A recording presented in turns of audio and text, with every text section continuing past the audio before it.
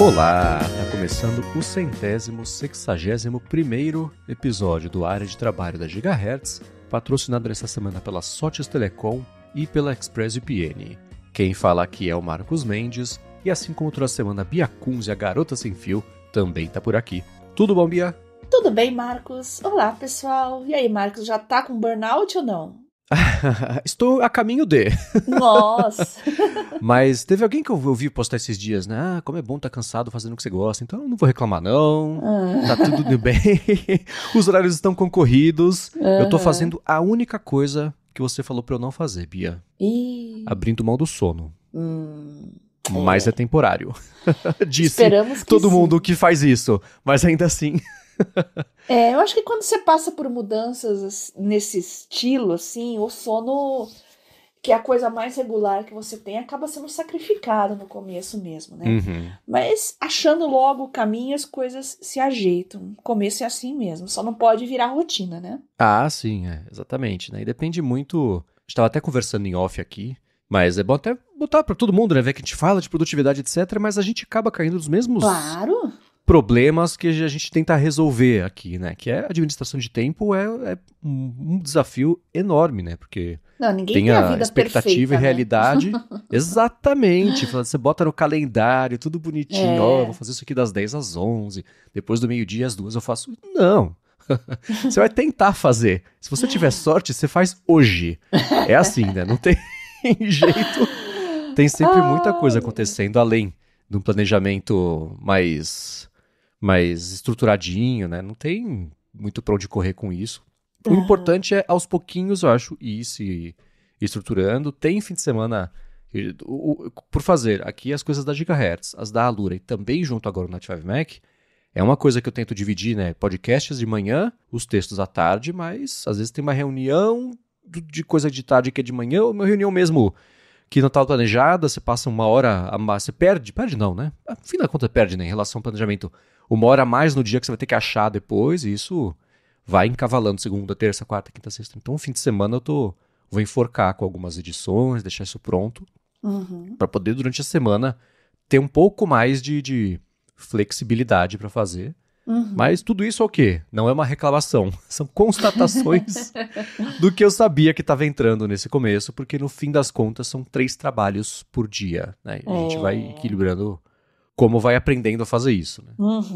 Mas vamos lá, vamos começar com os follow-ups aqui em relação ao que vocês mandaram pra gente nessa última semana. E o pessoal do grupo engatou uma conversa sobre mouse, né? Com umas dicas interessantes. O DF Lopes, por exemplo, mandou o link de um mouse vertical da Ugreen. Falou que comprou esse mouse para a esposa, que sofre de lesão por esforço repetitivo no... Ele falou pulso. Eu fui adestrado a falar punho. Então vou falar punho. Tá. No punho direito, há mais de 20 anos, né? Falou que isso desde o tempo do primeiro mestrado. E ele falou, ela gostou, reduziu as dores no punho. Ele falou que curte essas marcas intermediárias como Anker, como Ugreen, como... O pessoal fala Baseus, Baseus, eu falo os 3. Você já usou algum desses mouses verticais, Bia?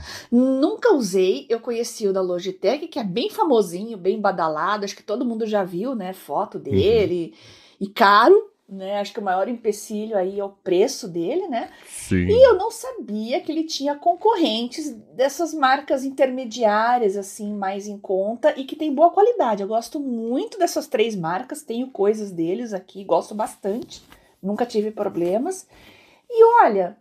É que eu não uso tanto mouse por tanto tempo, mas eu sei que muitos de vocês aí passam o dia com a mão no mouse. Então, para evitar esses problemas, aí pincei a dica lá dos nossos grupos e tô trazendo aqui no podcast também. Vale a pena dar uma olhadinha, porque pode melhorar muito a sua produtividade e reduzir os riscos de desenvolver uma LER. Excelente dica. E falando em mouse, Bia... Porque a Lorraine mandou, né? Esse mouse vertical da Logitech. Eu vou deixar os links aqui na descrição. Falou que é mais barato, né? Que o MX Master 3. Eu ontem acabei indo para São Paulo de manhã. E aí eu resolvi me esforçar muito para não perder o horário do meu compromisso. Acabou que eu cheguei 2 horas antes. Então tinha 2 horas para editar. Só que eu não levei o meu MX Master para editar. Aí eu falei, belo idiota, né? Devia ter levado só para garantir. Não pensei 3 passos além no dia, né? Aí eu comprei um mousezinho Bluetooth Mequetrefe de R$30 da banca de jornal. Nossa, Bia, que desespero editar sem os atalhos todos que fazem parte, sim. Eu edito bem rápido um podcast, especialmente nosso aqui, né, assim, meia hora, um episódio de 1h30, 2, tá editado, é muito rápido de fazer. Quando tem muita gente falando, né, muitos participantes, aí acaba sendo 1h para 1h30, ou então 2 horas para 1h30, depende muito, né? Sim. Bia, eu editei 15 minutos em 1h30, foi desesperador. Parecia que eu tava usando os pés pra editar. Nossa, que desespero. A gente fala isso, né, que você tá acostumado, você acostuma com seus atalhos, o seu setup, as suas coisas, e mouse é uma coisa séria, gente. Vocês pensam que é brincadeira? É que talvez muitos de vocês não editam podcast, não trabalham com edição de imagem. Então, quando você se vê sem uma coisa que você usa todo santo dia e que você já faz de modo até automático, sem raciocinar muito, eu imagino a sensação que você teve. Eu acho que eu também sentiria que cortaram minha mão fora e eu tive que editar com o pé. Nossa! Porque tem o principal, né, são aqueles atalhos que a gente cadastra atalho de teclado, e o Audition tem, ele é muito flexível com isso, né? Você pode recadastrar um atalho nativo dele, então, sei lá, um Command A, selecionar tudo. Você pode fazer que nem era o Word em português, que era o Command T, né? Que era o Command tudo, em vez de Command All. Então, dá para fazer isso, inclusive coisas que não tem atalho de teclado, você pode designar um atalho novo, né? Aí eu junto isso com os atalhos do Keyboard Maestro, que é assim, quando apertar o que seria um Command Shift meia lua soco, vai fazer essa coisa e essa coisa e essa coisa aqui dentro do Audition.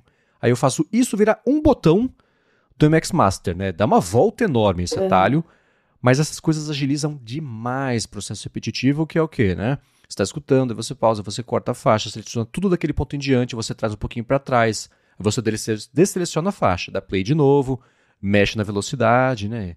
Eu, com o MX Master, faço tudo isso com uma mão só, na mão direita, com os botões todos, e a mão esquerda ela fica livre basicamente para fazer play e pause, e só, né?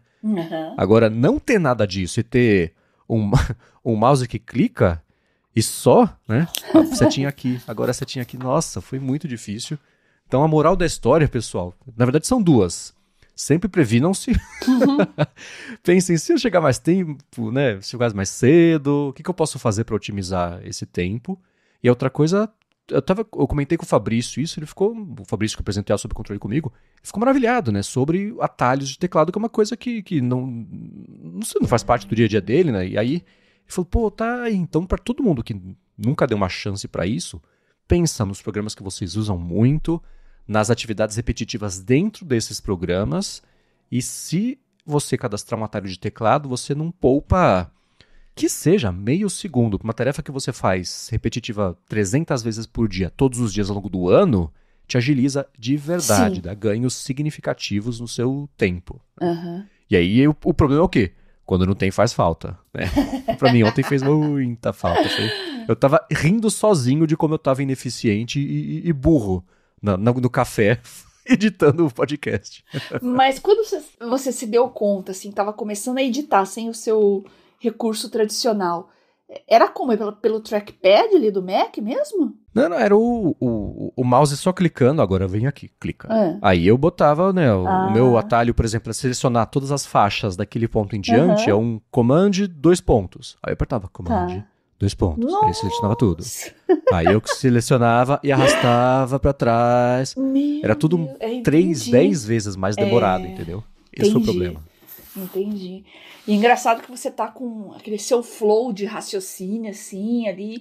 É como se quebrasse e você tivesse que recomeçar, né? Quando você faz um comando, tá, o que eu tava fazendo mesmo?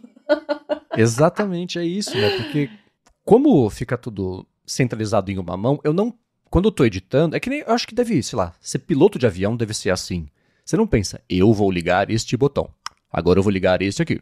Não é assim, você conecta o resultado com a memória muscular de você ativar os seus braços e fazer as coisas. É meio parecido, né?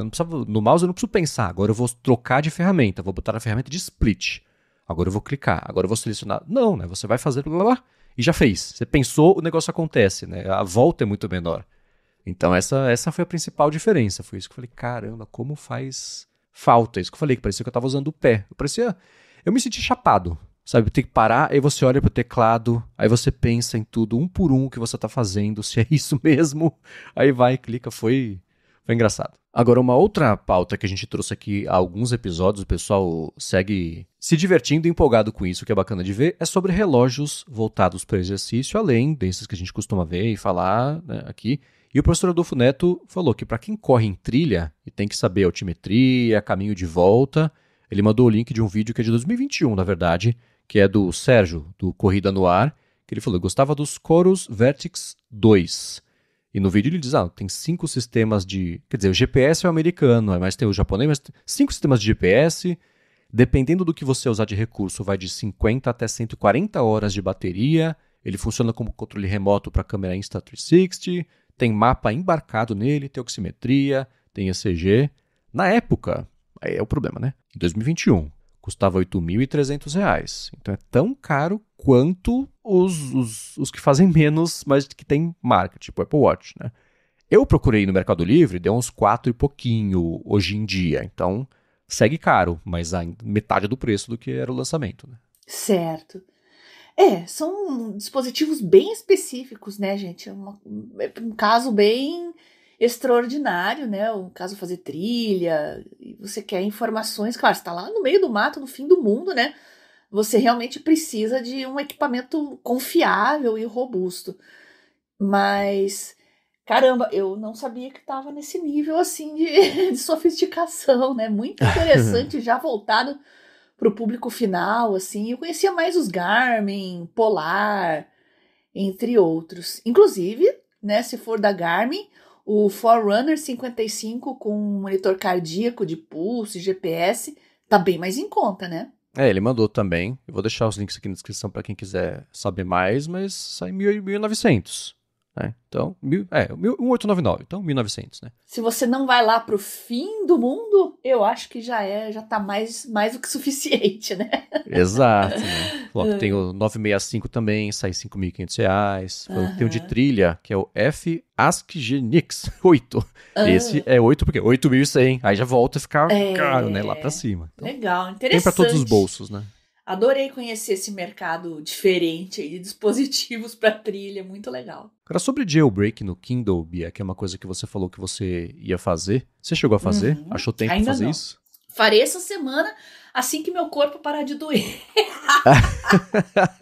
Se que os braços permitirem você levantar o Kindle. É bem isso, até pra lavar o cabelo tá difícil. Mas explicando pro pessoal que a gente tava conversando, eu e o Marcos... Eu aproveitei as férias para mudar o meu treino, né, na academia. Então, mudei a alimentação, tal, né? Você tá de férias, tá com mais tempo e tal. Passar por essa adaptação. Então, eu tô na adaptação, gente. Pra até entrar agosto, eu já tá acostumada com treino novo. Mas, sério, até lavar o cabelo tá difícil. Então, nossa, mas sabe que quando eu tava fazendo o treino com o personal, quando ele mudava o treino... Bia, eu saía da academia que eu não conseguia levantar o braço pra apertar o botão do elevador. Era ridículo. Nesse nível. É assim, a gente sai moído mesmo, né? Aí no primeiro dia fica ok, no segundo dia dói mais, né? Que eu acho que o ácido lático já produziu, tá espalhando, né? Pra ele dissolver, não sei. Vocês me digam como é que funciona. Sim. Mas, olha, é real isso, viu? De não conseguir mover o braço. Não, mas eu reclamo feliz, porque é melhor doer assim do que... com a dor da minha doença articular aqui, que felizmente, né, eu tô num processo diferente, acho que eu falei pra vocês, né, desde 31 de janeiro, até gravei a data, porque foi meu primeiro dia sem corticoide na vida, assim, sem corticoide que eu digo e que nunca mais tomei, né, e tô indo bem, mudei a medicação toda, tô me sentindo muito melhor, tem enjoo de vez em quando, tomando 2 medicamentos imunossupressores é complicado, né, gente? Eu só tenho que tomar cuidado com isso, então. Fiquei doente, tomei antibiótico esses dias aí, quando teve aquela friaca lá, peguei uma gripe, virou uma sinusite bacteriana, então... Ah, não! Perdi prova, era final de semestre, mas deu tudo certo, fiz a segunda chamada, já passei, já tô de férias, tá tudo sob controle, mas tem cuidados diferentes, né? Ainda assim, garanto pra vocês que dor de academia é muito melhor do que a dor de você ter alguma doença, ou de você negligenciar a sua saúde, ou... Enfim, consertar os BOs é bem pior sempre, né? Sim, é. Ainda bem que você explicou, Bia, porque pra quem não sabia desse contexto, falou assim, nossa, eu não consigo nem me mexer de dor. E o Marcos Mendes, Então que bom que você falou que era por causa da academia. Que cara insensível. Nossa! Tem que explicar, tem que explicar. Exatamente. Né? Agora sobre o jailbreak no Kindle, que era o assunto, né? A Mariana Bentivolio falou o seguinte, oi Bia, já que você vai desbloquear o seu Kindle e colocar o co-reader, quero recomendar esse plugin. Ela mandou o plugin aqui, o link vai estar na descrição, para mandar arquivos do telefone pro co-reader. É um link que vai estar aqui na descrição, que é o co-reader My Upload Plugin, do Peter Stamps. E quer refrescar a memória do pessoal o que significa tudo isso que eu tô falando, Bia? Que a Mariana deu a dica pra gente? Bom, basicamente a Amazon andou mudando algumas políticas aí com relação ao gerenciamento dos livros que você compra para o seu Kindle, né? E de repente começou a surgir uma onda aí de fazer jailbreak no Kindle, né? Que é recuperar a liberdade de você mexer nos arquivos como você quer, ter os livros digitais realmente seus, né? E eu não sei se foi uma onda mesmo ou se foi o algoritmo que começou a mandar isso para mim direto, mas muita gente que eu seguia e acompanhava, assim, eu percebi que começou a fazer isso com seus Kindles, né? Então, eu acho que é um pouco das duas coisas, é um pouco do algoritmo, mas teve um movimento nesse sentido sim, porque pegou muito mal aí a questão da Amazon, né? Agora, com relação ao jailbreak, então, pessoal aí alternativo, vamos dizer assim, uns devs alternativos, criaram aí dá pra dizer que é um sisteminha operacional? Até dá pra dizer. Que você praticamente ganha um dispositivo novo, dá pra dizer isso, tá? E eu percebi, gente, não faça, se você só tem um Kindle, é mais ou menos novo, tá? Eu sugiro que vocês não façam por enquanto, tá? Agora, se você tem um Kindle mais antiguinho, ao invés de você passar para frente, ou sei lá, faça essa experiência nele, tá? Que é o que eu vou fazer. Eu vou manter o meu atual e vou fazer no mais antigo. Agora, como tem muitos Kindles antigos, vamos dizer assim, Marcos, vai funcionar de maneiras diferentes de acordo com a geração do Kindle que você tem. Por isso que tem tantos feedbacks diferentes, dizendo que gostou, que tal coisa funciona, o outro diz que não, no dele não funciona.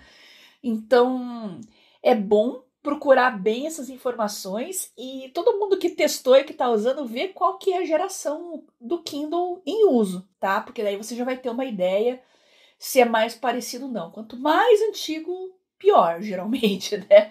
Claro, é um hardware menos potente, tem outros recursos que os mais novos... Não tem recursos que os mais novos têm.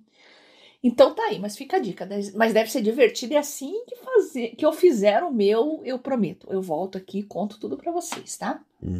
Boa. E também sobre isso, aliás, é uma dica pro pessoal, né? Que o Kobo, o outro leitor, pra quem usa, existiu o Pocket, que tá fechando as portas. Aliás, passou o prazo, né? Acho que já fechou as portas nessa altura. Então, eu acho que sim. Eu vou até olhar aqui, né? O Coca falou, olha, pra mim aqui tá funcionando, então até desligar a chave mesmo, eu vou continuar funcionando. Então, eu acho que talvez contas novas você não consiga, mas aí pra quem já tem ele instalado, sei lá. Já, acabei de abrir aqui, já foi pro beleléu mesmo, né? A página dele aqui tá rest in peace aí. Ah, não, poxa, então acabou. Fim de uma era. Então fica mais relevante ainda a matéria que eu vou falar, que é o seguinte, pra quem tem o Kobo e existir a integração do Pocket lá, pra você ler as matérias que você colocou pra ler depois, eles vão colocar o Instapaper no lugar. Então, exige criar uma conta no Instapaper, óbvio, né? E o Instapaper tá se aproveitando, né? A gente até deu a dica aqui que eles estão dando tempo de graça, de teste, com desconto pra quem tá migrando a partir do Pocket, e o Instapaper, né? Espertamente vai se colocar no lugar onde nos lugares onde o Pocket era mais usado, então no Kobo ele já está disponível para a galera poder tirar esse proveito. O chato do Instapaper é que ele é bem antigo, né, bem popular, mas vamos dizer assim, o Pocket gratuito fazia mais coisas que o Instapaper gratuito. Eu já percebi aqui que as melhores coisas realmente só no Instapaper pago, tá? Ele é bem limitado. Até busca é muito ruim no gratuito, gente. Isso tá me irritando demais. E sei lá, eu ainda não decidi se eu assino, não assino. Eu acho que eu vou fazer um mês de teste Eu tô testando várias coisas aqui nas férias, eu acho que eu falei pra vocês, né? Já vou fazer um updatezinho disso pra vocês. Assino um mês pra ver como é que é. Eu assinei o Gama, né? Aquele de apresentações por um mês. Peguei o mais caro de todos. Fiz um monte de apresentação. Ai, gente, que perigo de viciar nisso, né? Mas é muito bom, gente. Eu fiz um monte de apresentação, ainda sobrou tempo no meu mês, sabe? Ó. Acho que é porque eu acostumei com as ferramentas também. Mas ficam tão lindas as apresentações. Eu até compartilhei algumas lá nos grupos. Uma, né? Uma delas, assim, eu compartilhei. Ficou tão lindo, assim, eu fico passando os slides olhando meio boba, assim, sabe? Porque ficou muito bonito mesmo, né? Então... Mas quando eu precisar, sei lá, assistindo mais um mês e... Às vezes você tem alguma apresentação que é muito importante, você vai fazer uma banca aí de doutorado, sei lá. Gente, o negócio é lindo e clean, sabe? Eu percebo que no meio acadêmico o pessoal usa muito Canva e eu tenho um certo ranço com o Canva. Parece... Não sei, Marcos, se é uma impressão só minha ou mais pessoas pensam assim, mas fica muito com cara de trabalho de colégio, assim, sabe? Sim, os temas e as coisas, não sei. Eu implico. Eu gosto de coisas... Para mim, uma fonte mais bonita e menos texto e os bullets, uns ícones discretos, assim, para você pontuar coisas, eu acho que faz muito mais diferença, tá? Do que colocar... xadrezinho e ursinho e e etc. Mas enfim, isso é minha opinião, claro, né? Mas vale a pena. Se você trabalha muito com apresentação, você tem suas aulas, lá tem muito professor aqui nos ouvindo, né? Quer dar um tapa no visual aí das suas aulas, joga lá e manda ele fazer um glow up, vamos dizer assim. Aí, Gama, dá um glow up nessa minha apresentação super antiga aqui e veja o que acontece. De repente você vai ter uma surpresa boa, né? Sem dúvida. Agora, a gente vai ter um assunto aqui que é um dos perenes do podcast e é bom a gente sempre relembrar um pouquinho dele porque tem gente nova chegando, às vezes o contexto da pessoa não prestou atenção lá no passado, mas fala, poxa, agora acho que é o quê? Flashcards, né? Que é um assunto que eu sei que a Bia manja muito e gosta muito. Mas antes de falar sobre isso, eu vou agradecer a Sotes Telecom, que está mais uma vez patrocinando o Área de Trabalho e quer resolver de vez a telefonia IP e a comunicação interna da sua empresa. A Sotes Telecom é uma operadora de voz e de dados e ela tem uma série de soluções de telefonia para empresas, como, por exemplo, um serviço de PBX na nuvem, que é a solução perfeita para sua empresa ter mobilidade e facilidade de instalação de ramais e de linhas telefônicas. Com o PBX em nuvem da Sotes Telecom, você implementa ramais na sua empresa totalmente pela internet sem precisar de uma fiação nova, aquela complicação, quebradeira, não dá para saber por onde está na parede, essas coisas, né? E ela tem também uma série de ferramentas para você gerenciar, como, por exemplo, um painel de relatórios online para você acompanhar as métricas das ligações das suas equipes. Além disso, com o PBX em nuvem da Sotes Telecom, você tem custo zero na comunicação entre a matriz e as filiais e tem também a possibilidade de você integrar com o Teams da Microsoft. Isso além de ter facilidade para administrar os a mais, de ter acesso às métricas também de ligações da equipe, você economiza ainda por cima com a comunicação interna. Já uma outra coisa legal é que em várias regiões de São Paulo, a Sotes Telecom tem um link dedicado em fibra óptica para empresas. Então, se você quer qualidade de serviço, flexibilidade, baixos investimentos também em serviços de voz, entre em contato com a Sotes Telecom que eles vão te ajudar. Vai no site deles, que é sotes.com.br, sothis.com.br, ou vai no Facebook, vai no Instagram, procura por @SotesTelecom, comenta que você escuta o Área de Trabalho e pronto, dá o primeiro passo para resolver de vez a telefonia IP e a comunicação da sua empresa. Muito obrigado à Sotes Telecom pelo patrocínio de mais esse episódio do Área de Trabalho e pelo apoio a toda a Gigahertz. Obrigada, pessoal da Sotes, por deixar os ouvintes do Área de Trabalho mais conectados e com suas empresas funcionando de forma mais eficiente. Muito obrigado. E vamos lá, flashcards, Bia. Sobre isso, o Ed Rodrigues falou. Então. Pessoal, bom dia. Estou compartilhando no grupo, né, uma outra coisa que ele fez nas horas vagas, que é o Anki Card Generator. O Anki é uma plataforma, um aplicativo bem famoso. É um método ou ele só é o nome do aplicativo que acabou virando meio tipo Gillette, assim, símbolo de flashcards? O Anki é uma palavra japonesa que significa... Esqueci. Não significa esqueci, eu esqueci o significado. Esqueci mesmo, mas é justamente porque se vocês forem olhar no Japão, assim, eles têm muitos mini fichas, assim, pequenininhas, que eles também têm, eles começam já desde pequenininhos aprendendo os pictogramas e os, não sei como é que é, ideogramas lá, japoneses, chineses, tem os coreanos, línguas orientais ali, tem um alfabeto diferente e Sim. japonês, coreano e chinês são completamente diferentes. Então eles precisam desde pequenininho decorar e decorar e decorar. Então eles usam chaveirinhos, assim, que é um mini bloco de papel que eles vão passando as folhinhas e no verso eles escreviam o significado para memorizar. Começou mais ou menos assim. Hoje tá tudo digital. Eu fazia muito isso, ainda tenho aqui na minha gaveta aquelas fichas, sabe, que vende em papelaria? Sabe aquela, como é que chama? Deixa eu ver. Sim. Fichas, deixa eu ver aqui. Fichas pautadas, tá escrito aqui, da Tilibra, ó. Tem um pacote aqui na minha gaveta ainda. Porque nos tempos pré-digitais, a gente escrevia as coisas na frente e virava com significado no verso e ia memorizando assim. Ou então colocava códigos, esquemas para memorizar e você ocupava menos espaço na mochila e tal. Até para fazer vestibular de novo, que eu fiz aí uns anos atrás, eu usei os meus flashcards que eu tinha aqui para fazer esquemas, né? Química, principalmente, tem muito arranjo espacial, assim, que você tem que memorizar. Então, você quer fazer uma consulta rápida? Tá na mão, né? Tá ali bonitinho. Agora, no meio digital, no mundo digital, as coisas são um pouco melhores, na minha opinião. Por quê?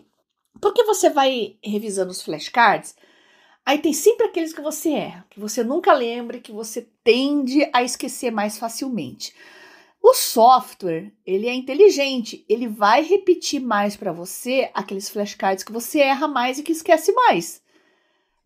No cartão de papel, você tem que confiar na sua memória ali, que você, isso aqui eu tenho dificuldade e tal, né?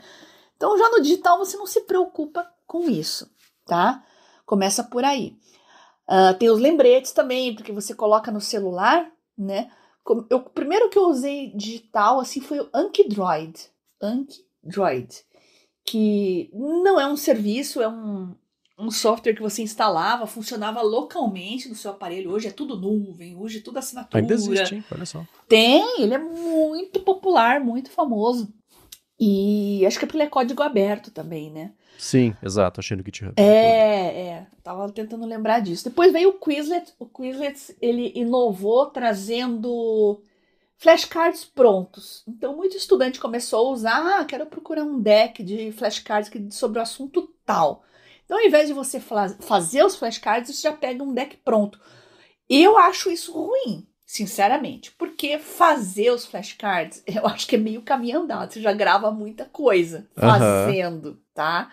Então, vai perder um tempinho no começo? Vai, mas não é um tempo perdido, tá? É um tempo muito bem aproveitado. Então, você demora mais no começo, construindo, aí depois você só faz revisõezinhas ali, 5 minutos por dia. Eu tava no Uber, tinha um tempo ali, 10, 15 minutos, o que eu fazia? Abria o Remnote e fazia o treino do dia, que geralmente o treino diário é 10, 15 minutos de flashcards, né? Então, depois que tá tudo pronto, fica muito mais fácil e tem as repetições espaçadas, o app te lembra quando que você tem que fazer as revisões, fala, hoje você tem que treinar isso aqui. E o Remnote é bacana porque você coloca até a data da prova, tá? Para quando que você quer dominar esse conteúdo aqui? Dia tal vai ser minha prova. Então, ele já organiza um calendário para você automaticamente, manda lembretes e manda os assuntos para você treinar ali todo dia. E os que você erra, ele repete depois, ele avisa que vai repetir. Enfim, você esquece um pouco o método e foca no conteúdo que você realmente tem que memorizar, tá? Então, e com a IA, agora nós estamos num terceiro patamar, né, dos apps, que são os flashcards com IA, que basicamente ele corrige os flashcards para você ou complementa informações. E quando você erra ou você esqueceu completamente aquele assunto, ele tem um tutor de IA que ele puxa o assunto para você, ajuda a relembrar, isso aqui, né, com explicações mais detalhadas sobre aquele assunto. Então ele faz uma revisão daquele tema para você.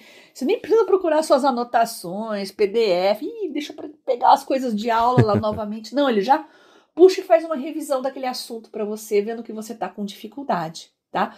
Outra coisa legal que o tutor de IA, daí só no Remnote pago tem isso, tá? O free não tem. Você tem um tutor que você conversa com ele, é um tutor de chat, vamos dizer assim. E você pode pedir dicas de memorização, né? Aqueles mnemônicos, né? Que é para você criar joguinho de letra, palavra, quando você tem que decorar uma lista de coisas, por exemplo. Então ele pega e cria. Alguns não fazem sentido, né? E ele fala, vou criar uma dica bem engraçada aqui com as iniciais para você memorizar. E você vê, não tem graça nenhuma no negócio. Uhum. No fundo, aquilo que os professores de cursinho fazem é bem mais divertido, tá? Mas não vou dizer que não funciona. Eu peguei insights muito legais com o tutor de IA, só que tudo em inglês, né? Esse que é um problema também, você tem que saber um pouco de inglês para memorizar as brincadeirinhas, assim, os jogos de palavras, tá? Então, IA elevou o negócio para um novo patamar e realmente está muito prático. Minha experiência esse semestre aí com neuro, né, que é uma matéria que tem muita coisa para decorar, foi uma experiência fantástica e eu recomendo para vocês, então. Desde o Anki Droid, para quem gosta de uma solução open source, até o Quizlet, que tem flashcards prontos, né, que eu não recomendo, mas você está com pressa, né? Você está uma semana ali da prova, né? Vagabundeou aí, pisou na bola e está procurando uma solução de emergência. Funciona. Seria 100% o meu caso. E o Remnote, que é mais do que simplesmente flashcard, ele é um app de anotações, tá? Então, se você tiver suas anotações de aula, escrito manuscrito, digitado, só você exportar, joga lá, ele cria os flashcards a partir das suas anotações. Tudo prontinho, tá? Então, muito legal e a minha experiência foi ótima. Excelente. É engraçado que eu achei o Anki Droid para iOS e chama Anki Droid. Afinal, o nome do projeto é o nome do projeto, né? Agora legal. Tem também. Anki Droid para iOS, olha só. Pois é. Para vocês verem como Anki Droid era popular, gente. Eu lembro que na época tinha muita gente pedindo para ter para iOS e não saía. Eu não lembro por quê. Acho que o pessoal era roots demais, era meio anti-Apple. Eu lembro que tinha umas tretinhas assim, sabe? O pessoal bem da turma do software livre. E que bom que tem para as duas plataformas, porque é muito legal. Só que ele tem uma curva de aprendizado importante aí, tá, gente? Ele não é tão óbvio e tão mastigadinho igual o Quizlet ou o Remnote, tá? Tá, é bom saber disso, porque pra quem bater ali e falar, putz, difícil, não consigo. Não, insiste. Né? Então, mas o que aconteceu foi, né? O Ed Rodrigues falou que fez lá, eu vou deixar na descrição aqui, o Anki, e Anki é memorização, tá? Ironicamente, não é esqueci. É memorização, é o contrário. E o Ed Rodrigues criou o Anki Card Generator, o link vai estar aqui na descrição, que é baseado num conteúdo que a pessoa cola, isso para facilitar a memorização. Ótimo. Né? Ele falou, importante, é necessário colocar uma API, uma chave de API do Gemini para começar. Né? Ele falou que isso dá para fazer por meio do Google AI Studio, que eu vou deixar o link aqui na descrição. Então, excelente o projeto. Né? Fico me perguntando se ele fez com aquele esquema de vibe coding, de pedir para um agente ir programando, se ele mesmo programou. Se quiser mandar esse follow-up, né, como é que foi fazer essa lógica disso, principalmente, acho que é bem interessante. E tem aqui modo claro, modo escuro, né, bem bacana o projeto. E é isso, né, você colar o seu conteúdo para criar os flashcards a partir disso, desse jeito que, pelo menos teoricamente, é simples, desde que você tenha essa a chave de API do Gemini 2.5 Pro. E é só ir lá no AI Studio e gerar. É bem fácil mesmo, tá, gente? Vou deixar os links todos aqui na descrição. Muito legal o projeto, bem bacana. Eu acessei, não criei flashcard, porque eu tô de férias, né? Já estudei, mas eu entrei lá, fiz uns testes, assim, achei bem legal. E comigo funcionou bem bacana, tá? A Lari tá estudando, ela vai fazer uma prova que tem a ver com endoscopia, né? E uma das matérias é sobre a classificação das células, das bolinhas que aparecem, né, na garganta, enfim, né? E só essa descrição aqui, ela já ia me bater, né? Mas vocês entenderam o que eu tô querendo dizer aqui, né? E é muito que, assim, o Japão, aparentemente, é um país que é extremamente avançado em endoscopia. O lance, sim, endoscopia é com os japoneses, eles têm uma classificação específica deles, de acordo com o formato das células. E com o formato global do grupo de células, você se organiza assim, né? Tem o tipo 1, tem o tipo 2A, tem o tipo 2B. Aí no 2B tem o 2B high e low. Isso vai entrando numa fragmentação de classificação. Eu falei, putz, flashcard pra ir. Porque você só aprende esse tipo de coisa batendo o olho e treinando o seu cérebro a fazer um algoritmo de identificação rápido. Falar, isso aqui é um tipo 3, isso aqui é um 2B low, sei lá. E isso tem que ser com... Mas como gerar flashcard disso, né? Aí eu falei, putz, teria que ser... Aí ela, dentro do curso que ela tá fazendo, tem um lugar que tem uma coisa muito parecida, mas... Pra isso você precisa de 600, né? Pra você ir aprendendo e batendo o olho, identificando melhor. Então o flashcard seria um exemplo perfeito para ela poder tirar proveito disso. Na odontologia é a mesma coisa, tá? Você tem tipo de restauração, tipos de cárie, tipo 1, tipo 2, tipo 3. Aí na minha área, mais especificamente periodontia, tem lesão de furca, tipo assim, tipo assado e tal, e tal, e tal. É uma loucura mesmo. Mas olha, muita gente lá no grupo... tá usando o Gemini Pro, que teve aquela promoção que a gente comentou aqui também para estudantes e tal. Então, mais uma oportunidade, né? Vocês que são estudantes aí, usem essa dica aí que o Ed Rodrigues criou e tá passando pra gente aí. Aproveite, se estão no pago, no Pro, aí já tem tudo na mão. É só usar, né? Exato. Agora, tem alguns assuntos que... Não sei, estão começando a me incomodar um pouco, que o pessoal costuma criticar como cagação de regra, né? E não sei, né? O Hipnose Prática mandou pra gente um vídeo que é do Seiichi Arata, que ele falou assim, gente, para de escutar YouTube enquanto você faz as coisas. Vocês acham que está sendo produtivo, mas na verdade você precisa de uma distração. Ele tem o vídeo que ele vai colocando a premissa, né? A hipótese de por que isso não é exatamente produtividade, colocar o YouTube com outras coisas, etc. E eu não sei, eu não consegui assistir o vídeo que me incomodou. E não é nada sobre o Seiichi Arata especificamente. É esse de um jeito mais abrangente, eu acho que eu vejo muito... Sei lá, a gente querendo engajar no Threads, por exemplo. Gente, não sei quem precisa ouvir isso... Mas para de colocar açúcar no café. Gente, põe açúcar no café, põe gelo no café, põe sal no café Ajinomoto, bota o que vocês quiserem. Sabe?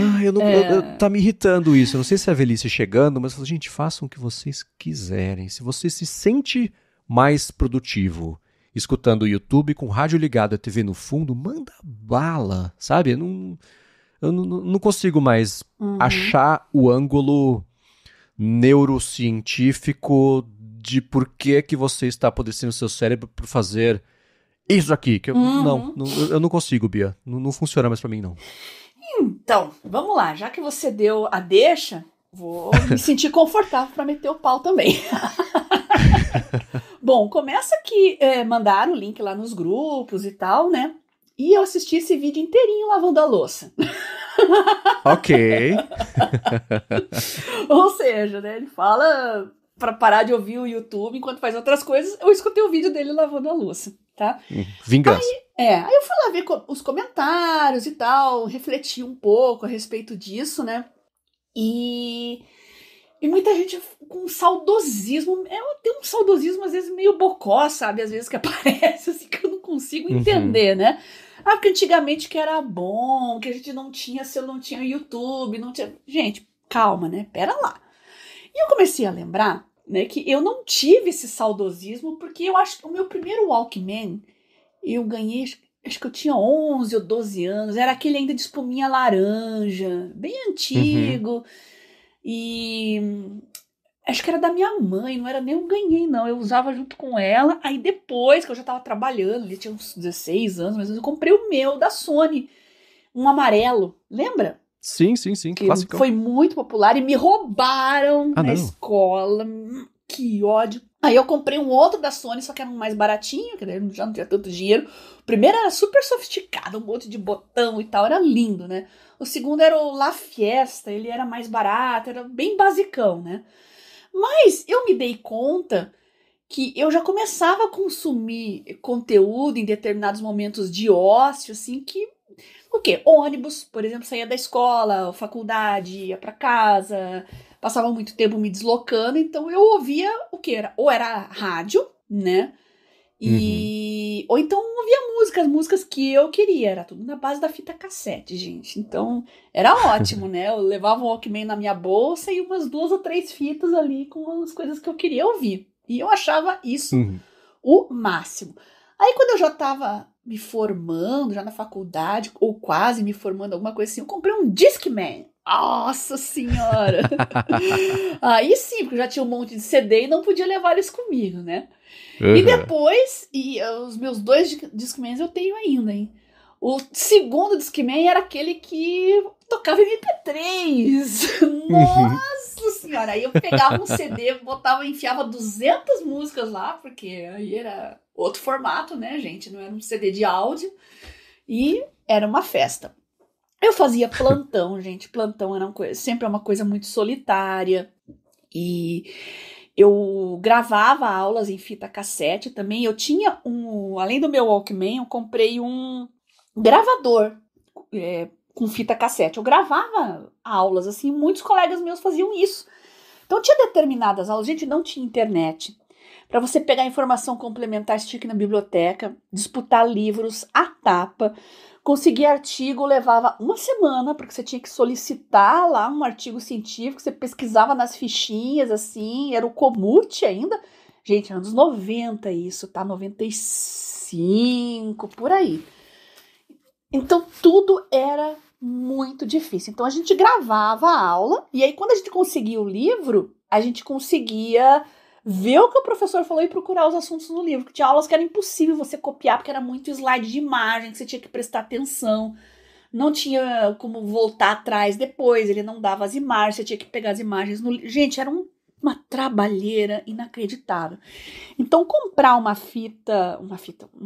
gravador com fita, nossa, foi um up na minha produtividade na época. A maioria usava aquelas fitas cassete pequenininha. Lembra aquelas fitinhas?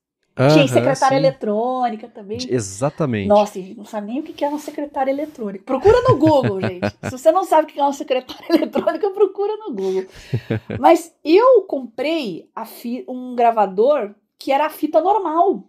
Por que isso era legal? Porque eu tinha um aparelho de som em casa, então eu não ficava dependendo do gravadorzinho para ficar ouvindo a aula. Né? Então eu colocava no meu aparelho de som, caixa de som maravilhoso, e eu ouvia a aula lendo, fazendo marcações, copiando, fazendo anotações num som ambiente do meu quarto, que era maravilhoso. Né? Então isso era fantástico. Ou seja, por que eu tô falando tudo isso? Porque eu tô fazendo um retrospecto da minha vida e eu só vi ganhos, né? Com esses tempos de ócio, barulho de ônibus. Gente, ônibus é aquele barulho em cima do motor ali, é um alívio, ainda mais eu que tenho o TEA, né? Agora eu uso fone com cancelamento de ruído. Não quer dizer que eu vou viver num estado de letargia e completa alienação da realidade. Eu acho que o Seiji Arata, o único erro dele, eu entendo o ponto de vista dele, mas ele achar que todo mundo é um zumbi que esquece a vida ao redor por causa do YouTube, tá? Tudo na vida, gente, é equilíbrio, é moderação, mas é bom demais fazer uma faxina em casa ouvindo um podcast engraçado. Fazer faxina é um saco, gente. Lavar a louça é um saco. E não gosto de máquina de lavar louça. Não me pergunte por quê. Eu acho que é porque eu tive uma experiência muito ruim, acho que 20 anos atrás, sei lá, que não lavava nada direito. Joguei dinheiro fora, fiquei muito braba. Eu imagino que as lava-louças hoje estejam melhores, mas eu ainda lavo na mão. Acostumei, eu já sujo, já lavo, não deixo a pia encher, então beleza. Fazer faxina, coisas chatas, às vezes caminhar. Você tá caminhando, é lindo caminhar num parque, ouvindo os passarinhos, mas a realidade é que às vezes você tá num centro urbano e o que tem ali é buzina, é gente gritando. Então você quer fugir um pouco do ruído. Tá? Então eu não condeno totalmente isso não, tá? Eu acho que a gente só não pode viver nos extremos. Só isso. Então é básico. Primeira coisa, eu também tive a mesma experiência recente com lava-louça e eu lavo na mão também.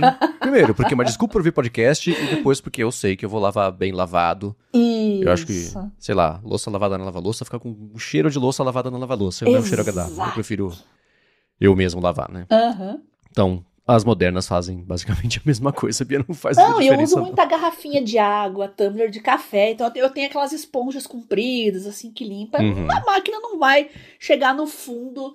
E eu fiquei meio paranoica depois que eu vi uma moça que morreu, que adquiriu uma Nossa. bactéria que ficava na garrafinha de água dela. Eu fiquei meio paranoica com isso, fiquei meio assustada. Eu já Né? olhei a pinha aqui, acho que eu vou lavar assim que eu levantar. Eu vejo o pessoal sempre com a mesma garrafinha, assim, e hoje eu olho meio atravessado. Você sabe que ela lava a garrafinha? Melhor garantir, né? Gente, é coisa meio de gente paranoica com limpeza, né? Parece. Não, eu juro pra vocês que eu não sou paranoica, mas eu gosto das coisas bem limpas. Eu acho que o Marcos é assim também, né? Sem dúvida alguma, sem dúvida Então. alguma. Agora, e também, né, a hora que você tava falando da recomendação de não deixar ligado e tal, eu penso assim, na vovó, que sempre deixa o jornal, né, a TV ligada ali, isso não é uma coisa que antigamente as pessoas não faziam, só, assim como sempre, Pessimist Archive, muda a mídia, a crítica é a mesma. Que essa juventude que usa a mídia nova não sabe como a mídia antiga que era a certa, o jeito, enfim, né. A gente vai deixar o link aqui na descrição para quem viu e concorda e quiser colocar o contraponto disso, mandem pra gente. A coisa mais legal que existe no podcast é, com educação, discordar e a gente poder evoluir o papo a partir disso, né? E o Eliezer Kochil, que mandou pra gente um vídeo do Vinícius Spira, que é um vídeo sobre como organizar os seus arquivos e pastas também, em 3 passos. Ele explora um pouquinho do que a gente trouxe aqui no vídeo, o método PARA do Thiago Fortes, né? De você organizar em projetos, em áreas, recurso e também arquivo. Aí depende se você tem um prazo e um objetivo ou se você só tem um objetivo sem um prazo definido. Vai estar aqui o vídeo, né? O link, claro, na descrição. Tem também o método do Johnny Decimal, que é do método duodecimal. E aí ele fez uma estrutura em cima disso, né? Então parte do método PARA do Thiago Fortes e vai criando até 10 subpastas para cada uma das pastas. Fica complicado rápido. Eu tentei resumir aqui para explicar, não deu. Então vai estar aqui na descrição também. E o terceiro método é com tags. Ao invés de você usar pastas, você usa tags como... E tem o Obsidian, por exemplo, permite você fazer isso. O Obsidian é bastante poderoso. O pessoal que usa gosta bastante. É nível Notion de paixão pela escolha da ferramenta. E, de fato, ele tem um método interessante de você lidar com os arquivos e com pastas a partir do que está basicamente um texto corrido nos projetos. O link vai estar aqui para vocês conhecerem melhor, é bem bacana. Nesse método do Johnny Decimal, tem uma coisa que eu acho que a gente não trouxe aqui ainda, que eu organizo as minhas pastas assim e funciona muito bem. Sim. Que é ter números na frente do nome das pastas. Isso. Né? Então, uma coisa que eu faço... Eu tenho, por exemplo, um atalho de teclado Function F2. Ele abre aqui a minha pasta dos projetos de podcast. Eu nem preciso pensar, aperto Function F2, 3, 1. Eu já caio direto na pasta do hipsters.tech. O 3 é a Alura, da organização que eu tenho. 1, dentro da pasta da Alura, é o hipsters.tech, então eu já caio lá direto. Então se eu fizer 3, 1, sei lá, 473, eu já caio na pasta do episódio que foi ao ar nessa semana. Então é um jeito que pra mim funciona muito bem, mas assim, faz anos que eu tenho a mesma numeração e organização de pastas, que é pra você, assim como os atalhos de teclado do Audition, que eu não penso, eu só aperto, é a mesma coisa. O meu objetivo é chegar na pasta tal. Eu faço, pá, eu já tô na pasta. Não parei pra pensar, é o 3 ou é o 1? Não, a mão vai. A memória muscular total. Isso funciona muito bem. Eu recomendo que o pessoal teste para quem tem essa organização. E depende sempre, claro, de cada projeto, de cada contexto das pessoas. Os projetos do meu trabalho envolvem uma estrutura fixa há anos. Então, por isso eu consigo fazer essa estrutura. Né? Muito do que está nesse vídeo do Vinícius Spira, eu acho que tem um pouco dessa pegada de você depender um pouco do seu contexto. Você tem projetos... É tudo do mesmo assunto? Aí vale você colocar na mesma pasta. Então, se fosse na agência, por exemplo, quando eu trabalhava em época de agência, que no mesmo dia você lida com projetos sobre ração de cachorro, creme para o rosto e uma revista infantil dos bombeiros do Corpo de São Paulo, né? Aí já complica um pouco, né? Como é que você organiza isso? Mas, dando uma espiada nesse vídeo, acho que pode ter alguns insights aqui, algumas dicas, que mesmo que você não faça isso, pode te ajudar a informar uma coisa parecida, que você pode fazer e adotar, que vale a pena. Né? Eu também não mudei muito o meu sistema ao longo dos anos, mas eu tenho basicamente a mesma estrutura desde, sei lá, o Windows XP. A única coisa que mudou com o passar do tempo é que não preciso mais de tantas subpastas para as coisas. Então hoje eu não crio tantas hierarquias assim. Porque com o tempo, e para Mac é a mesma coisa, tá? Porque comecei com Windows, aí fui para Mac, hoje um pouco dos dois sistemas, né? As buscas, seja em macOS, seja em Windows, mudou muito de 20 anos para cá, né? Estão muito mais eficientes. Então eu uso pouca hierarquia, mas eu tomo mais cuidado com os nomes dos arquivos, tá? Você, por exemplo, né? Você está estudando e o professor manda as aulas para você. Ele usa a taxonomia, a nomenclatura dele para as aulas dele. Então, o arquivo lá da aula dele vai ser aula 5, biomedicina. Para você não faz sentido, para ele faz, porque ele dá a aula dele para diversos cursos, então essa é a aula 5 que eu dou para o curso tal. Mas para você não vai fazer sentido, então você renomeia, faça sem medo de ser feliz, tá, gente? Primeira coisa que eu faço quando eu recebo um arquivo de uma aula, um documento, é colocar a minha nomenclatura, tá? E coloco numa pasta master. Isso já basta, né? 90% das vezes. Agora, eu fico pensando assim, puxa, ia ser muito legal a hora que as IAs começarem a fazer buscas mais detalhadas e no conteúdo do arquivo. Porém, gente, pela experiência que eu vejo no Evernote, às vezes você vai procurar uma palavra e ele retorna 500 coisas, porque aquela palavra tá lá dentro, então tem que ser um termo muito específico, senão não vai funcionar. Então, hoje, 2025, continua valendo a dica de poucas pastas, pouca hierarquia, mas com os nomes dos arquivos muito bem organizados, tá? Excelente. E já sabem, né? A gente quer saber de vocês como é que vocês organizam isso, porque isso é um daqueles casos que cada um tem um jeito muito específico, só funciona pra si, cada um tem a sua loucura, mas quanto mais a gente compartilhar das loucuras, melhor a gente vai informar e ajudar aqui todo mundo, né? E dependendo dos projetos, Marcos, tem muita gente que organiza por data também. É outra coisa que para certos projetos, para mim, funciona muito bem, desde o Windows XP. Colocar o nome da pasta ou do arquivo, começando pelo ano, aí pelo mês, aí pelo dia. Por quê? Porque aí você pode mandar o Explorer ou o Files ali, organizar numa linha do tempo os seus arquivos, né? Que fica muito mais lógico. Eu gosto disso também. Então fica Excelente. A dica. Boa. Agora, Bia, eu tenho um follow-up para trazer aqui em relação àquela minha aventura com o Claude, que não deu muito certo, mas antes de falar sobre isso, eu vou tirar um minuto do episódio para agradecer a ExpressVPN, que está mais uma vez patrocinando a área de trabalho e que segue oferecendo um mês de graça para você experimentar o serviço e depois, se você assinar o plano anual, 3 meses de bônus se você acessar expressvpn.com/adtrabalho. Se você, assim como a Bia, tem uma vida extremamente móvel, se você acaba trabalhando num café como eu fiz ontem. Ontem eu usei a ExpressVPN porque eu trabalhei no café, não conheço Wi-Fi, e acessar servidores, arquivos, coisas minhas que eu não quero que ninguém saiba que existe, ou vai saber, né? Esse dado é coletado para quê? Né? Como é que está a segurança? Né? O do café, provavelmente, ênfase em provavelmente, não repassa os meus dados de acesso, de navegação, para instituto de pesquisa. Mas o do aeroporto, o do avião, que é um serviço terceirizado de Wi-Fi, para você paga, mas ainda assim os seus dados são uma parte do preço da conexão. Nesses casos, você deveria proteger ainda mais a sua conexão. É isso que você faz com a ExpressVPN. Os seus dados passam pelos canos impenetráveis e criptografados e nem ela sabe os sites, serviços, arquivos, servidores que você está acessando. Afinal, isso tem a ver com os seus dados e a sua navegação.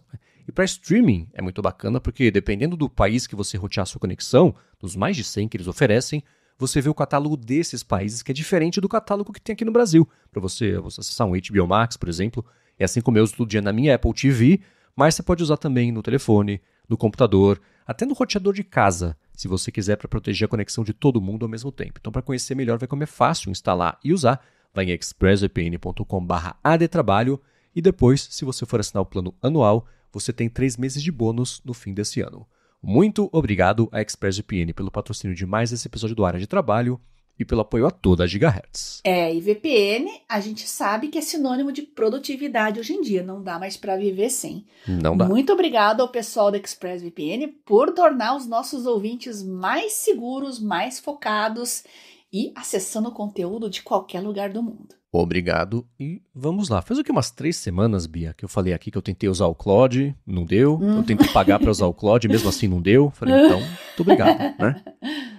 Aí eu pedi reembolso. Eu achei... A gente está acostumado nessas empresas modernas, né? A pedir reembolso, o cara fala, putz, beleza, obrigado, vai embora, né? Eu achei que seria assim. tá aqui, eu tentei usar, deu esse erro, aí eu assinei, deu esse erro, tentei usar, fui pra cá, também não funcionou, eu queria um reembolso, porque eu vou acabar não usando, né? Tudo bem que eu poderia usar o mês inteiro de graça, mas eu não vou usar. Nesse caso, peço gentilmente o reembolso final, $20, não são só R$20, né? E não foi tão fácil, não. Me explica o que aconteceu. Mas por quê? Você tentou isso? Naquele dia o servidor caiu por algum momento. Eu falei, sei, tava no ar o servidor, né? Tá aqui o alerta que tava de volta, eu tentei acessar depois. Só ontem, que a gente tá gravando aqui na quarta-feira de 23, dia 22 de julho, veio o reembolso, a confirmação, né? Então foi todo um processo, né? E isso aconteceu, para quem não escutou, porque eu bati em alguns limites e até umas falhas de servidores da Entropic, quando eu tentei usar o Claude para um projeto específico. E existe uma dúvida que muita gente tem sobre as limitações do Claude, né? Porque elas costumavam variar de acordo com a carga que eles estavam lá de servidores ocupados. Isso melhorou um pouquinho, mas ainda assim eles contabilizam os limites de um jeito diferente das outras empresas que têm chatbots de IA pagos, né? O ChatGPT, por exemplo, desde que eu assinei, eu não bati em limites do tipo, escuta, você falou muito, né? Espera umas 2 horinhas sentado ali, daqui a pouco você volta. Não vejo mais. Isso acontecia antes, tipo 40 mensagens por hora, era uma coisa, né, que era mais limitada. Hoje em dia eu não vejo mais acontecer. Até o pessoal do plano gratuito eu não vejo falar, bati aqui no limite. Mas Entropic acaba sendo um pouco diferente. E, Bia, você achou um vídeo que explica como é que funciona, né? E a explicação é complicada. Eu fiz o quê? Peguei a transcrição e falei, ChatGPT, me ajuda aqui a entender como é que seu amiguinho funciona, né? Então, bem basicamente é o seguinte, né? A Entropic contabiliza sessões de conversas e cada sessão acontece no intervalo de 5 horas. Então, se você estiver conversando com o Claude em uma sessão por mais de 5 horas, 5 horas, 0 minutos e 1 segundo é uma sessão nova. E aí existem os limites das sessões. O plano de $20, né? Ele tem sessões ilimitadas, mas você pode mandar só 45 mensagens a cada 5 horas. Se você passar disso, aí você espera, ele fala, às 3 da tarde, aí você pode voltar a conversar. No plano de $100, né, o Max, são 50 sessões por mês, então 50 sessões de 5 horas por mês, com 225 mensagens por sessão. E o plano de $200, né, são 50 sessões por mês e 900 mensagens por sessão. Então, para quem já bateu num limite, e também eles mudam as regras, não é tão claro isso, como é que funciona. Agora eu espero que isso ajude a entender um pouco melhor. Fez sentido para você, Bia? Você precisou ler 3 vezes e falar, eu acho que entendi, vou acabar usando menos só. Então, esse mês eu não assinei o Claude porque eu tô de férias, né? Não vou usar. E eu gosto dele especificamente para discussões científicas mais aprofundadas ou para exatas, né? Para análise de dados, estatística, etc. Então, enquanto eu tô de férias, o Gemini, eu tô no Pro aqui também, naquele plano acadêmico lá e tal, então já tá de bom tamanho para mim. Mas eu tô estudando um pouquinho sobre LLMs também para entender esse negócio dos tokens também, indo mais profundamente, né? Entender. E eu percebo que a própria interpretação de tokens, essa fragmentação de blocos, de sessões, e realmente varia muito de empresa para empresa. Não tem uma fórmula, gente. E é por isso que hoje em dia eu falo, olha, é melhor, ao invés de você ficar pulando de um serviço para outro, é melhor você ficar em um ou no máximo 2, porque com o tempo você começa a entender como é que aquela empresa trata as informações e as sessões, o que ela entende assim que deve ser mais limitado, o que é mais complicado, vamos dizer assim, porque eu fico meio perdida mesmo. Quando eu começo a testar outros e tal, de repente acaba a sessão ali e falo, mas só isso? O que tá acontecendo? Então, é muito diferente de uma empresa para outra, tá? É difícil compreender tudo, mas a lição que eu aprendo é essa, gente. É melhor você ser mais fiel a um serviço, tá? Porque você consegue fazer o seu dinheiro valer mais. Faz sentido o que eu tô falando? Acho que sim, né? Sem dúvida alguma, né? É o que a gente fala sobre você achar um serviço que encaixa como funciona o seu cérebro, você acostumar com ele e vai, se compromete com ele, né? Dá uma espiadinha de tempos em tempos na concorrência, para ver se às vezes, né, Você acostumou tanto com o serviço que se acomodou, que a concorrência que não se encaixou bem no começo, melhorou e você poderia estar usando melhor. Então vale a pena ficar de olho. Mas eu também concordo que assim, achou a ferramenta, putz, que bom. Pensa que uma coisa a menos tem que ficar preocupado, caçando, procurando, né? Eu sempre falo, exemplo de aplicativo de e-mail é uma coisa curiosa, né? As pessoas estão sempre trocando. Parece na Marginal, que tem 6 faixas, tá todo mundo sempre trocando de faixa. Operadora, a mesma coisa, né? A portabilidade pra lá e pra cá. E sai o aplicativo de e-mail, todo mundo vai e testa, fala, cara, e-mail, assim, imagina ter que reconstruir estrutura de e-mail. Não. Então, se funcionou, que bom. Bota isso numa gaveta, não pensa mais a respeito, só vai. Mas fica de olho, não quer dizer que precisa testar todas as outras, né? É um equilíbrio difícil, eu sei, né? Quase contradição aqui, mas todo mundo entendeu a direção, a intenção, pelo menos, dessa dica, né? Muito bom. Mas o vídeo tá aí, o link vai ficar na descrição aqui pra vocês darem uma olhadinha. Ele explica bem e dá pra você, pelo menos, entender o raciocínio por trás das sessões de trabalho que você cria aí na sua LLM favorita. Sim. E Bia, você pediu feedbacks sobre esses vídeos curtos do TikTok, o efeito deles na vida real. O que eu sei que o pessoal tá falando, mas o TikTok, então vocês querem cagar regra pra quem usa, né? Mas na hora que o cara fala... Não, gente, é diferente. Eu tô falando, uma coisa é qualidade do conteúdo, a outra é você aproveitar o seu tempo consumindo conteúdo. Eu acho que são coisas diferentes, né? Continuo sendo contra brain rot, viu, gente? Eu fiz a provocação pra ver se a Bia ia falar exatamente isso, tá? Eu concordo. Agora, você pediu, né, os feedbacks de como é que esses vídeos curtos o pessoal usa, efeito na vida real, etc. E o Samed Spencer falou o seguinte, falou, Bia, assim como você, eu nunca criei conta no TikTok, não sou de ficar scrollando aleatoriedades em rede social, onde já tem vídeo curto como essa, né? E ele segue, eu até faço scrolling de vídeos curtos por alguns minutos em horas vagas, mas buscando ou parando nos que me despertam algum interesse. Os de receita culinária, por exemplo, ele fala que eu também não curto, eu pulo quando começam a jogar os ingredientes na panela, coisa assim. Eu até salvo alguns para preparar numa ocasião mais apropriada. E nessa brincadeira já fiz pão sírio, pão de queijo de frigideira, outras receitas rápidas também, saudável para variar o cardápio. Já vi episódio de MesaCast longo, como de Inteligência Limitada, depois de ter visto também um corte que interessou. Sim. Já os meus pais, ele segue, né? E os respectivos cônjuges, geralmente, com raras exceções, usam pra matar o tempo. Não dá nem pra dizer que é pra passar o tempo, porque esse tempo morreu e não volta mais. Ainda hoje, um pouco mais cedo, ele conclui. Quando eu voltava da igreja pra casa de carona com o irmão, ele comentou comigo que usa vídeo do TikTok pra conhecer resumo de livro, pra comprar e ler. Inclusive, nos despedimos, deixando pré-combinado de irmos juntos numa livraria nos próximos dias pra buscar um título que foi recomendado no sermão do último domingo. Então, ele resume, depende muito da pessoa, varia muito de pessoa pra pessoa, e do objetivo também da cultura aí de cada um. Idoso, assim, nossos pais e avós, né, eles são da geração rádio, tá? Rádio era mais acessível que TV. Então, sabe aqueles programas de rádio que o radialista vira o amigo da pessoa e fala de coisas locais, é um jornalismo local também. Então, o pessoal de mais idade, eles gostam de ter alguém falando ali. Então, por isso que eles deixam a TV no fundo ali falando. É meio que para matar a solidão, vamos falar a verdade, tá? Agora, eu sou de uma outra geração que, para matar o tempo, para mim é música. Então, não é conteúdo falado, vamos dizer assim, né? Tanto que hoje eu vou estar em home office, eu tenho bastante coisa para fazer aqui em casa, e eu já separei a playlist aqui com a discografia completa do Black Sabbath, depois toda a discografia do Ozzy solo, e vai ser a minha trilha de hoje, tá? Então, eu funciono mais com música. Agora, ficar ouvindo aleatoriedades de música não, programas, né, de fundo, que a pessoa tá falando e você não presta atenção, isso sempre me irritou muito. TV em restaurante, pra mim, nossa, e isso não é de agora, isso sempre foi assim. Entro num restaurante, tem telejornal do meio-dia falando, assim, me deixa nervosa aquilo, eu não gosto, não vou prestar atenção, tá? A não ser que, sei lá, cair as torres gêmeas, tá todo mundo prestando atenção ali, né?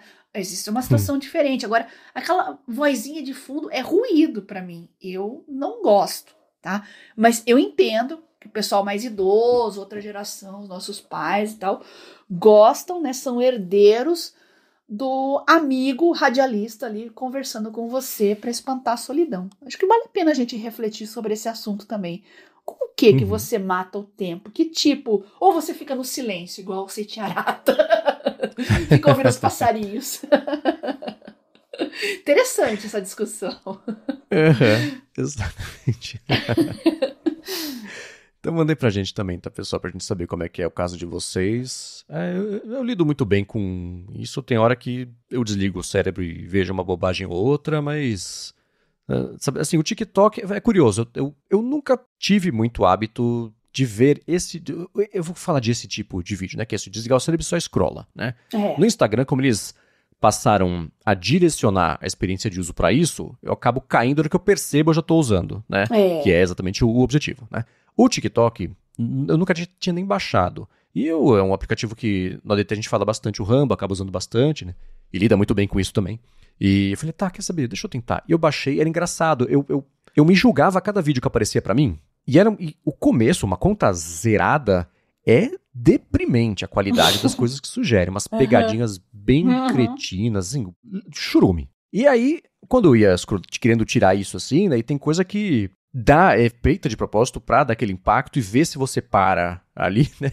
E era engraçado, que eu passava com medo do TikTok achar que eu gostava disso. E eu lembro que eu falei sobre isso no DT, o Rambo falou assim, tá rolando uma terapia aqui, hein? Você tá descobrindo que você gosta de pegadinha e nem sabia, né? Eu falei, não sei se chegar tanto. Mas é isso mesmo, né? A estrutura do aplicativo, quando é feita pra isso, é diferente de você identificar isso como um hobby potencial seu, né? Acho que tem categorias diferentes aí de uso. Né? Mas obrigado ao Samer Dispenser por ter mandado esse feedback. Vocês podem seguir mandando pra gente também.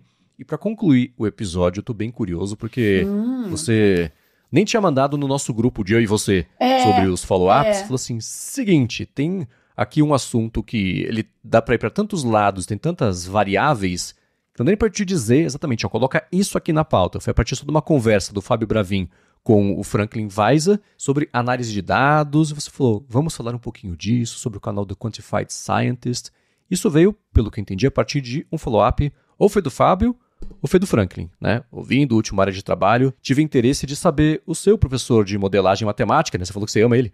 O David oferece alguma disciplina aberta, curso de extensão, uma coisa para alguém de nível superior, que não é da área de exatas e não fez cálculo. Então, algo como uma disciplina para graduação que começa do começo, vai até o nível intermediário, uma pós fora da área de exatas também. Aí conclui. Meu interesse é mesmo a modelagem matemática, álgebra, saber ler e construir também expressões e coisa assim, que está bastante em alta, no fim das contas, por conta de IA, né, Bia? Então, na verdade, são duas conversas separadas que eu tive com essas duas pessoas, o Fábio. O Franklin, ele tá lá no Twitter, ele tem um perfil, é o Franquito, curioso, que ele pega gráficos, né, que estão na mídia, que estão em artigos, e aqueles, às vezes, uns gráficos escandalosamente desinformativos, e ele destrincha, explica. Aliás, vale a pena seguir ele lá, procura lá o Franquito, é o Franklin Weiser, tá? No X, no Twitter. E o Fábio mandou uma mensagem para mim, né? Ele também é formado em odontologia, mas hoje ele está em outra área, né? E foi ele que perguntou dessa disciplina que eu vou fazer, porque a gente tem interesse em análise de dados. E no meu caso, Fábio, né? Eu já conversei com ele aqui bastante, né? O meu interesse é para a área de biológicas, tá? E a dica que eu vou deixar, só pra gente aquecer e começar, é esse canal do YouTube, chamado de Quantified Scientist, que ele pega wearables e ele faz um review dos produtos, mas sobre a ótica da análise de dados biológicos, uma análise científica dos dados que esses wearables coletam, a qualidade desses dados, o que fazer com eles. Se você gosta desse assunto, gente, vai lá. Vocês vão maratonar os vídeos. É o Rob, se eu não me engano, o nome dele.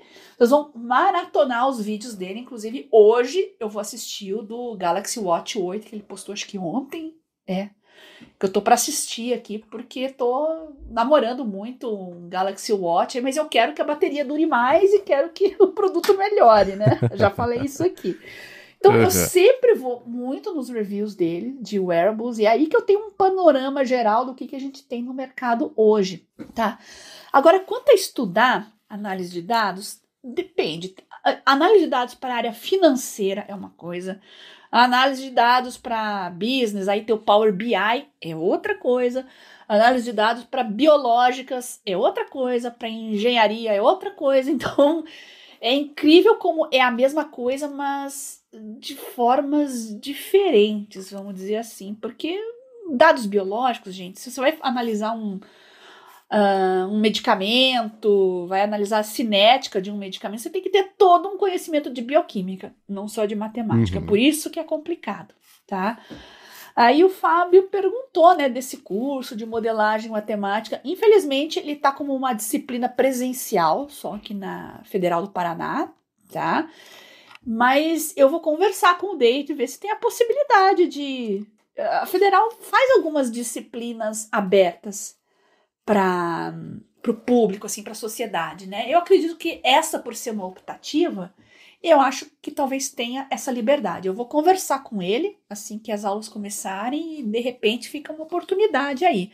Mas eu acho que online, né, nas plataformas de cursos, assim, vocês devem achar cursos mais voltados para as suas respectivas áreas, tratando de análise de dados, tá?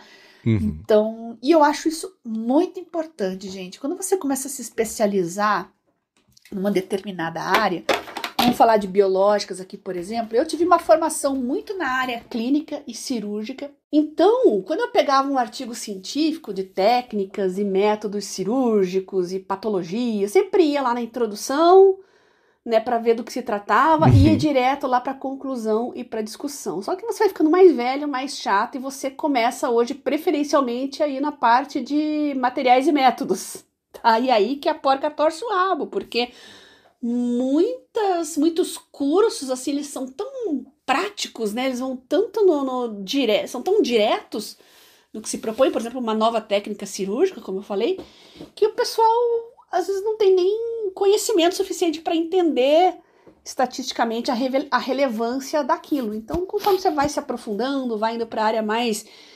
acadêmica, científica, você começa a entender a importância. E quando veio a pandemia, isso ficou mais evidente ainda, porque começou a surgir tanto estudo mal feito, enviesado, alguns de propósito, né, para desinformar assim de propósito, outros só são mal feitos mesmo. Então, você ia direto ali, vamos ver se isso aqui tem relevância estatística, esses dados aqui que ele está mostrando, vamos ver se pelo menos tem relevância que vale a pena eu me dar o trabalho de ler esse trabalho. Tá?